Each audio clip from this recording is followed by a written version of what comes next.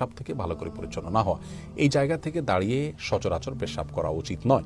রাসূল আকরাম সাল্লাল্লাহু আলাইহি সাল্লাম সম্পর্কে আমাদের আয়েশা রাদিয়াল্লাহু তাআলা বলেছেন, এবং তিরমিজিতে হাদিসটি বর্ণিত হয়েছে, তার ভাষ্য এরকম যে তিনি বলেছেন নবী আলাইহিস সালাম দাঁড়িয়ে পেশাব করতেন। এই কথা কেউ বললে তোমরা বিশ্বাস করবে না। সেই জায়গা থেকে দাঁড়িয়ে পেশাব করাটাকে অ্যাভয়েড করা উচিত এবং উত্তম।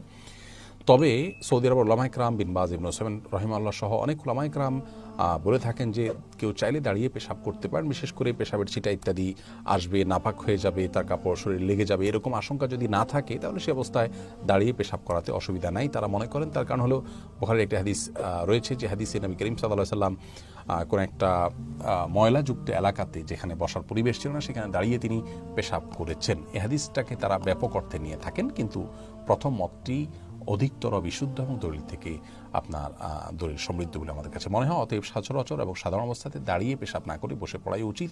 রাসূল আকরাম সাল্লাল্লাহু আলাইহি ওয়াসাল্লাম